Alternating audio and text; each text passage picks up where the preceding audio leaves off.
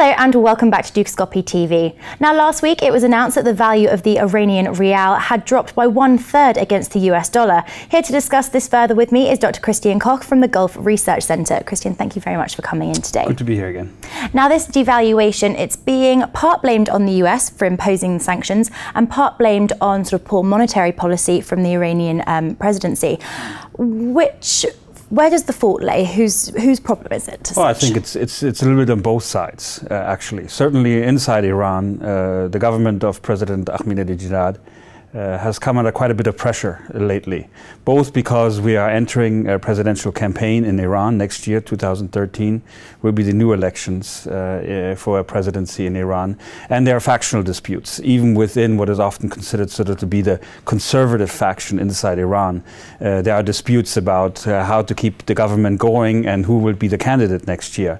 So there's a lot of positioning going on. And of course, under this situation, even the present government has come under a lot of criticism for managing the economy, because of course the government wants to present a good face to the public in light of the elections that are coming up. So there have been questions about corruption, about financial improprieties, irregularities, embezzlement going on, poor monetary policy overall.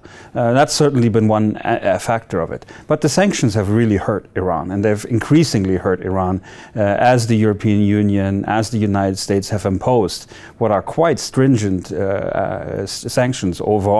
And what this has resulted on is less money coming in, less foreign exchange coming into the country, thereby increasing inflationary pressures, increasing the value of the dollar, limiting oil sales, and therefore meaning that the central bank has less foreign exchange to play with, therefore depreciating the rial as opposed to the US dollar.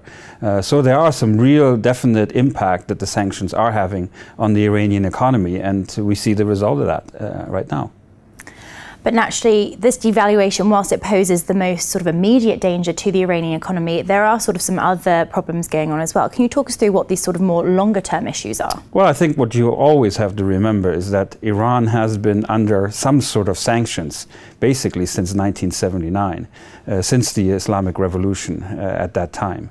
So the country has had to adjust to sanctions policy for quite a long period, and this imposes specific difficulties on the Iranian economy. And what we see as of late also are increasingly also inflationary pressures, which are said to be between 16% and 20% at the moment, the annual inflation rate in the country. We also see big problems in terms of unemployment, generally said to be about 11% for the country, but in certain sectors like industry and so on, it's even measured to be about 35, maybe 40%. And these are more longer-term structural problems that the Iranian economy is going to have to deal with. We also have to remember Iran it's a large country.